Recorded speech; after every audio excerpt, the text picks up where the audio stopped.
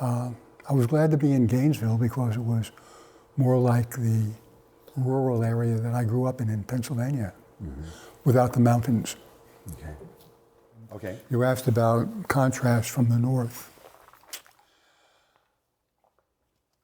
My high school was fully integrated. Of course, there were neighborhood divisions, but the high school was fully integrated, and I wasn't aware of any racial tension. I was in the marching band with African American students, and the football team. We played. We went to all the football games in the marching band. When I came to Gainesville, it was a shock. It's an emotional shock.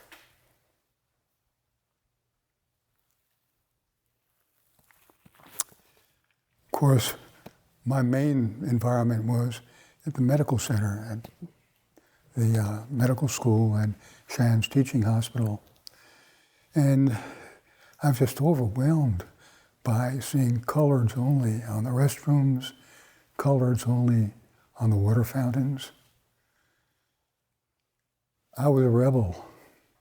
I didn't obey the signs. Never got into any trouble with it, but it was a shock. Mm-hmm. Were you able to talk to anyone about how shocking it was for you personally? Was it something you had to kind of internalize? I think just Harriet. Uh-huh. But otherwise, no, I kept it to myself. Mm-hmm. And so the signs it sounds like the signs were pretty ubiquitous in Shands and until about 1961. Okay. Graduated in, as I said, 63, and took a general medical internship. In Gainesville or? In Birmingham. In Birmingham, okay. Right. What did you know about Birmingham before you and your wife moved out there? Nothing good, everything scary. So for you, it had already had a reputation. It was the summer of 1963, and the news coming out of Birmingham was awful. Mm-hmm. Were there any kind of trepidations about going there? Oh yeah, definitely. Mm-hmm. Yeah, I can't say frightened, but we didn't know what we were getting into, and it was. Well, I'll leave it at that.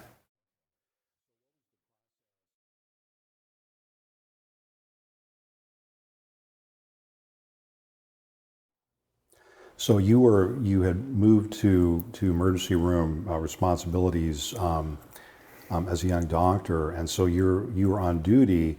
And how long were you on duty before the events of September 15th? I probably started about 7 a.m. Wow. And when did you first hear that something terrible had happened? What I heard was that there had been an incident, and we're going to get a lot of patients' injuries. And then it gradually came out as to what had happened. And by the time they started arriving, it went from a busy emergency room to turmoil. Wow. What was turmoil? What, just the volume of people? The volume of people that came in. To my best recollection, I have just a picture in my mind of the 4 girls who were killed, 4 little girls who were killed. They were placed in one particular room, and they kind of not physically sealed it off, but just tried to keep people out, keep people from gawking. And we had a lot of people with all kinds of wounds, shrapnel wounds, what I recall mostly. But the thing that got to me most of all was that a lot of people from the hospital came down to the emergency room. And this was the first time that I had any inkling that there was that much prejudice inherent in people that I never suspected it of before. If you can picture a very long hall with examination rooms, treatment rooms on either side, and along the hall was just a number of people who weren't doing anything except came down out of curiosity. And I was just walking back and forth, and I was hearing comments. The one that really stands out is, and they were referring to all the people who had been injured, because there was a lot of screaming, a lot of sobbing, a lot of crying. And the comment that sticks with me is that somebody said, "Look at them, they're just like animals."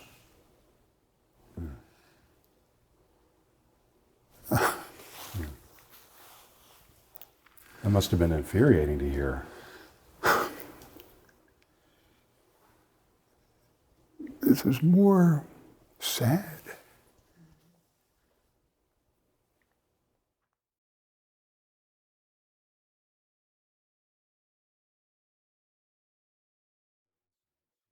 Uh, 2 months later, in November 1963, I was on a medical ward rotation in the VA hospital, examining a patient. And the ward that he was in was right outside the nursing station, where the nurses and other doctors and personnel were gathered. I'm examining the patient, talking to the patient, and all of a sudden I hear these cheers and applause and clapping. What's going on? I mean, it was really loud, because it was right next to where I was.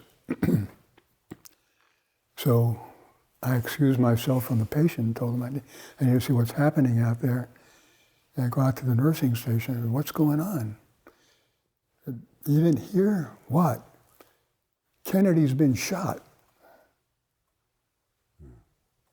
People are cheering. Cheering and clapping and applauding. I just... It must have made you feel terrible. Yeah, that is, what kind of people are these?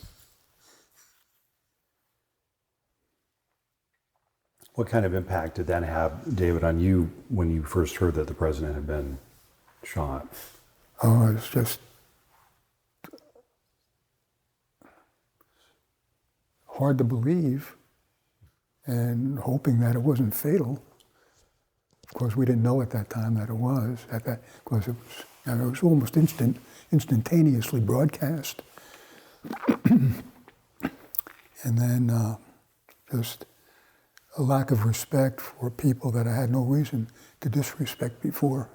Mm.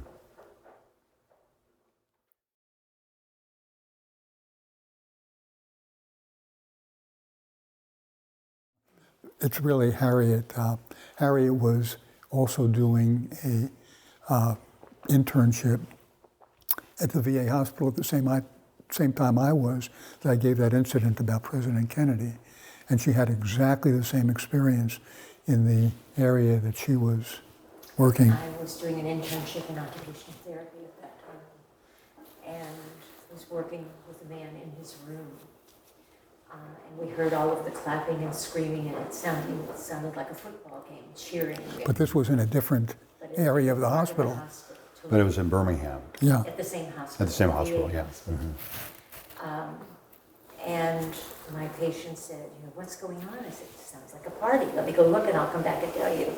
And I saw many, many African American patients in wheelchairs sitting in the hall, sobbing. And the staff behind the desk laughing and clapping. And I said, "What's happening here?" It just didn't make sense. They said, "Oh, President Kennedy's been shot." And I was in disbelief. I was in disbelief that there were human beings, no matter what your political persuasion is, that could cheer and laugh and be happy that somebody was being assassinated. Mm-hmm. And I can remember that day. I can remember exactly where I was. And it's still inconceivable to me.